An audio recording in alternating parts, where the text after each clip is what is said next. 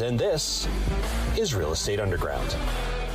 Greetings and salutations, Real Estate Undergrounders. It is Ed Mathews with the Real Estate Underground. Thank you again for joining us and making us a part of your day. With me today is Chris Lento from EM Capital, based up in my old stomping grounds in Boston. Chris, welcome to the show. I'm excited to have this conversation. Yeah, thanks for having me. I'm happy to be here. Yeah, great. My history is I spent a bazillion years in the tech world. And so I was bouncing between mostly Silicon Valley, but my wife and I actually had our two daughters in Boston and lived up there for about 10, 12 years. I'm green with envy because I love that place. Yeah, there's a lot of technology here. Yeah.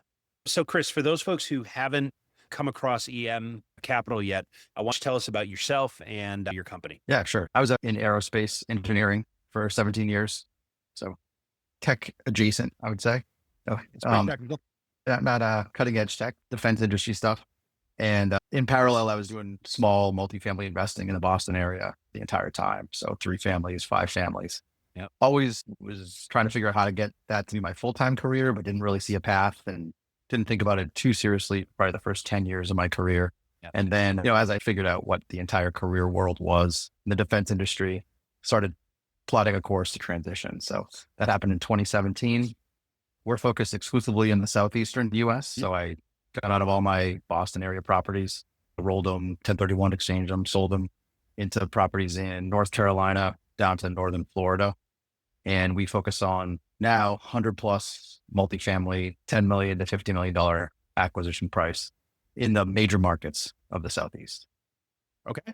And how many markets are you in right now? We're in 4 markets. Okay. So we're in, Charlotte, Raleigh, Columbia, South Carolina, and Atlanta.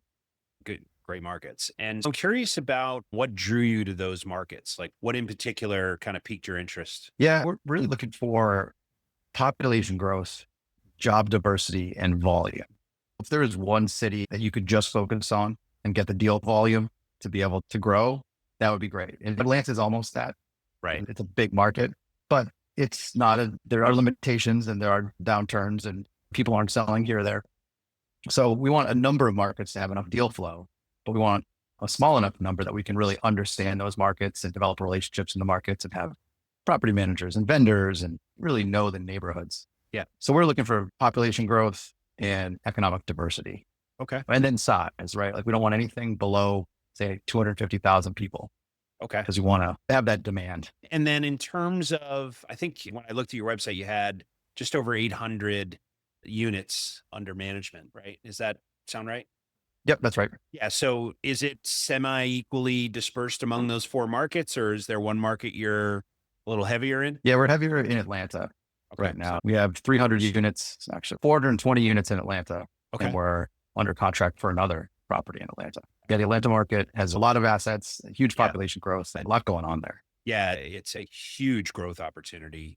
I'm curious about the one thing that when I talk with operators and investors who target the Southeast, the insurance risk has been a pretty significant challenge for a lot of us, myself included. And I'm in the Northeast. My portfolio is here in Connecticut.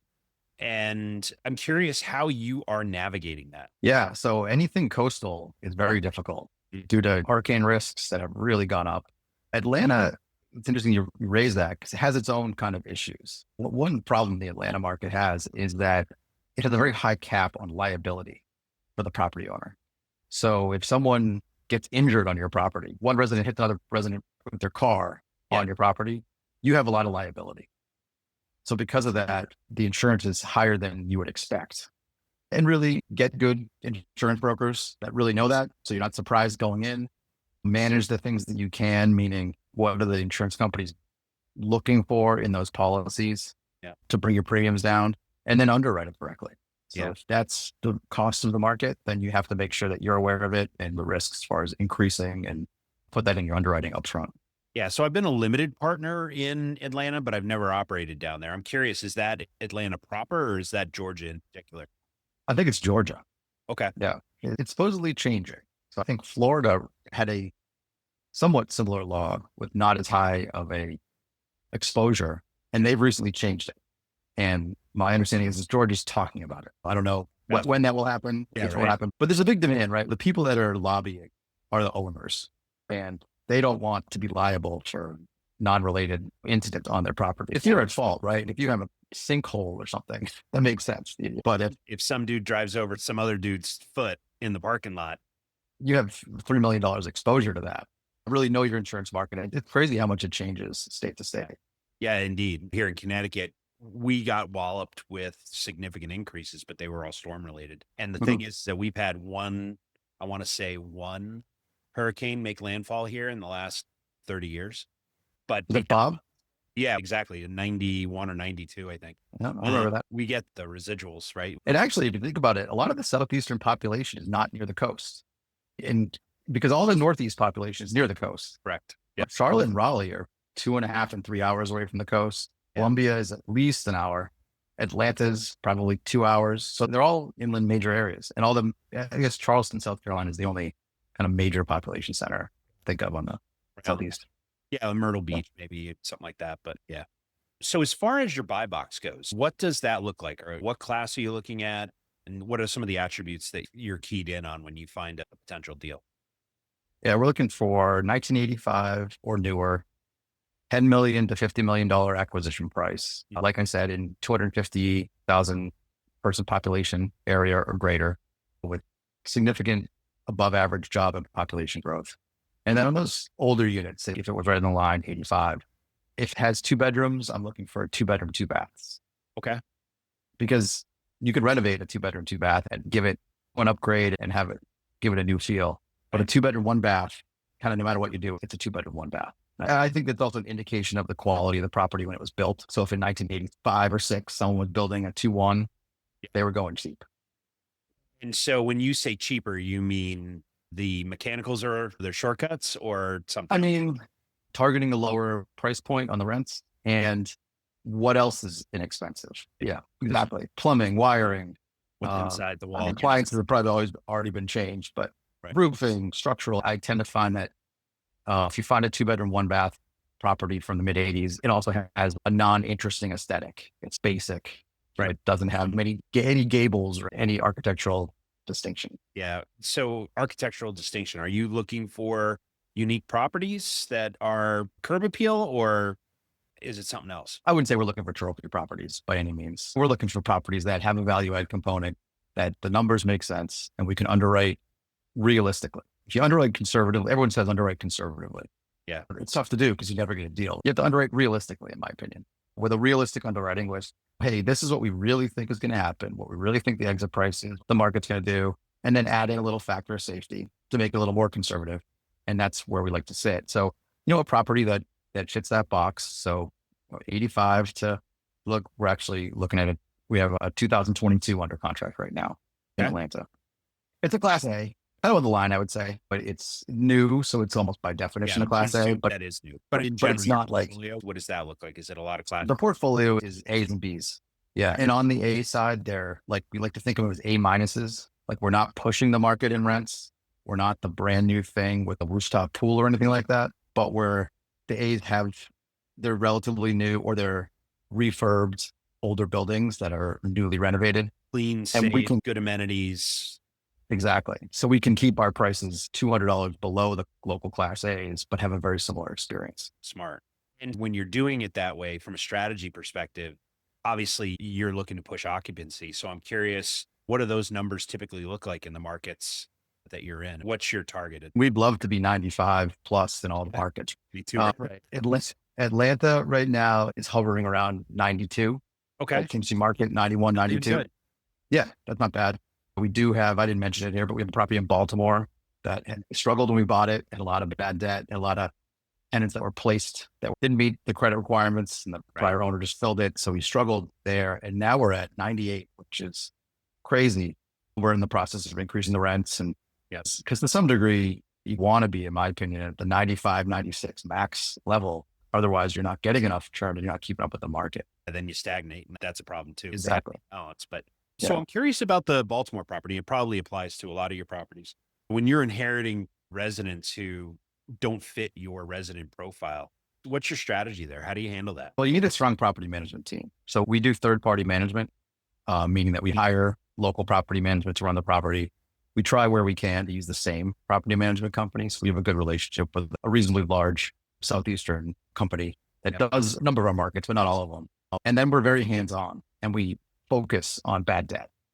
Every week we have a meeting with our property management team, and one of the tabs of our spreadsheet is just a cut and paste of their paid receivables, 30, 60, 90. And we have notes next to each one, like, where are we with this person? Who's talking to who? And that's like a big focus of the property management team. And they're incentivized to drive the bad debt down. Yeah. It's also just recognize it's a process, right? It's not going to be fixed in 2 months. It's going to take, what are the local eviction laws? How much you want to work with people? What are programs that are out there for people that are behind on rent? And it's a constant kind of weekly, all right, what's next? Yeah. Honestly, I usually find that it's best case 12 months, sometimes 18 months to stabilize a building. Oh yeah, I agree. 12 months you're doing great, I think. Yeah, that's a home run. Because at the beginning, it depends how behind the tenant base is. But for those first maybe 6 months, it's hard to get high quality new tenants because the property has this certain feel that like, and it can be a culture too. Hey, you don't need to pay for 3 months here. And then they start sharing the information and you're like, oh, how do I change this dynamic? So yeah, 12 months is on the positive side. Yeah, that's great. So tell me where you're taking the business now. We're looking to continue to grow 2022, 2023, and we're just slow years, I think, for everybody. And so we didn't grow. We, I think, got one deal in those 2 years. So it was just really tune up the deals you have, handle some refis in turbulent markets. Keep swimming. Check the 10-year treasury more often than you think you should have to. You mean like multiple times a day? Like multiple times a day, exactly, which is crazy. It's a 10-year treasury number. So yeah, we're back in acquisition mode. Like we're seeing a lot more deals come on the market where our investors have a more positive feel. There's just definitely a change. Yeah. There's still some wait and see going on, but I think to some degree, the lenders, a lot of these bridge loans are finally coming due for real. The lenders like, all right. Yeah, this time we mean it. Interest rates are coming down. I mean, I feel like the sentiment at the end of 24 was, 25, the interest rates are just going to come down. I'm curious where you think rates are. I think they're going to stick around where they are now for a while. I don't see anything pushing them. The Fed can lower the short-term rates if inflation doesn't go up. And that would be, I think, good for construction loans and for adjustable rate loans. But that's not really tied to the long-term loans, which most of the loans I like to get are based on. And really, the short terms are too high relative to the long terms anyway.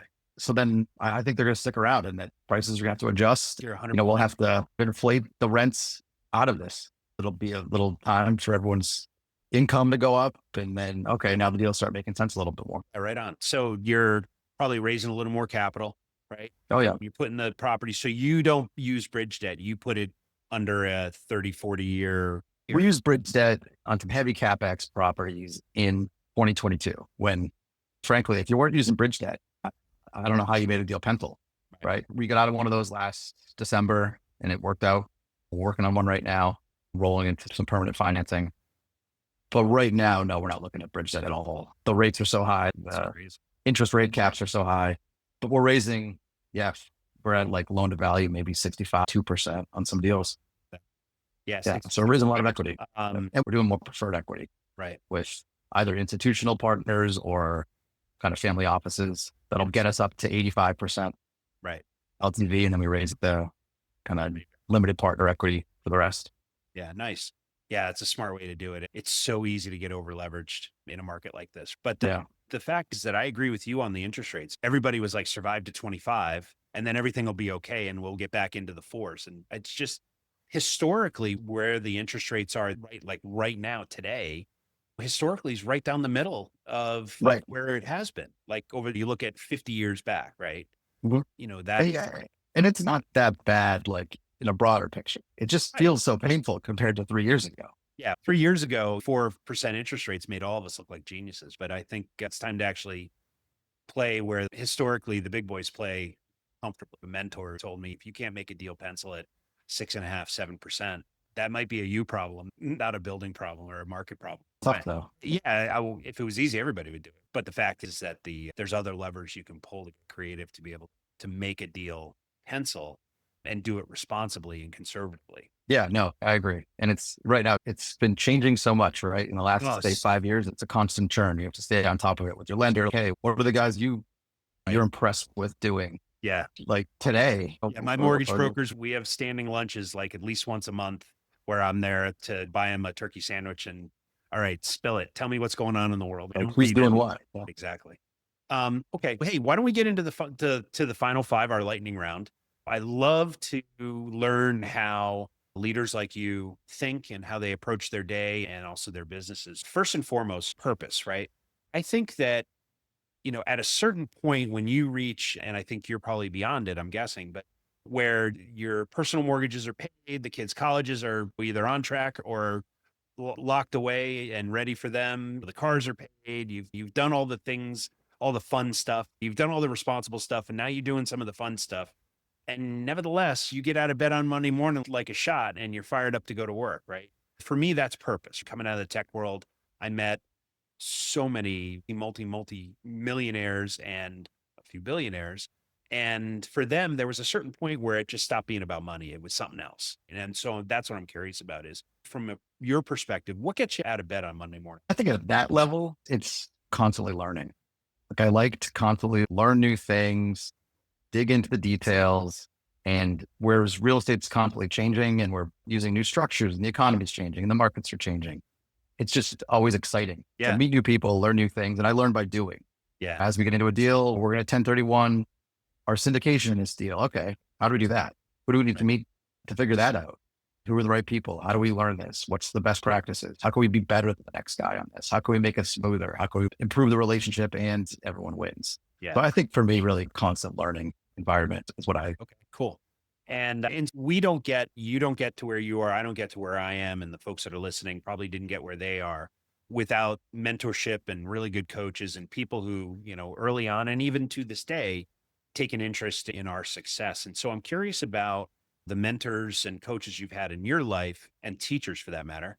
And what's the best advice you ever got and who gave it to you? So I've had a number of mentors, but I've also done this coaching program that was really valuable called Strategic Coach.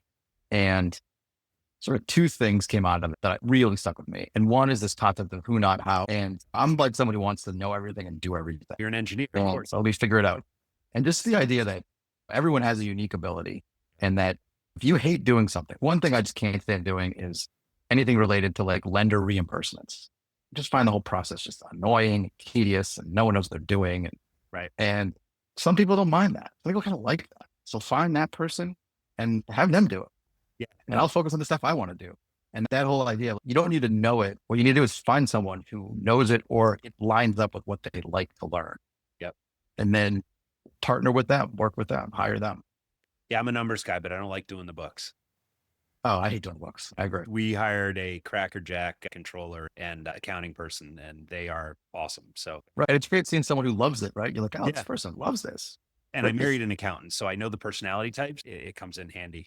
All right. So I'm also interested in lessons learned, right? So I fundamentally believe that we learn more from our mistakes than we do our successes. And I'm curious about a professional decision you'd love to have back. And what did you do to navigate it and figure it out and even recover if that was something that you had to do? Yeah, we had a deal where in order to win the deal, we had to go hard.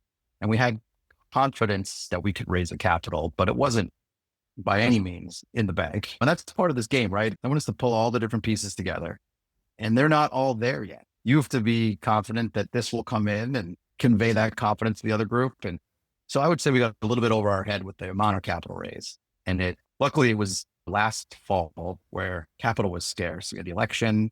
That's when the 10 years started going up to people's kind of surprise. Yeah. We weren't the only ones that were having this problem. Sure. We were able to work with the seller to negotiate some extensions. And then we were able to pull in some pref equity to fill the gap. But I would say the lesson was have an A, B, and C plan. Yeah. Maybe even a D. Maybe even a D. And actually think through it with you and your partners ahead of time. Okay, if not this, then what's next? Because that scramble feeling when you have money on the line, it's just not a great feeling. So I'm also interested in how leaders like you take in information and how you grow. One of the things you said earlier is that you're always looking to learn. So are you a physical book person? Are you an Audible or something else? And who are you paying attention to these days? I listen to a fair amount of podcasts, often depending on which podcast on 1.5x, because fair amount of flow. I do read a fair amount of real estate and business books, but the same thing. I feel like maybe 1 out of 10, you will want to read it. Could be a 10-page pamphlet. Right. So I just fly through them like, where's the thing?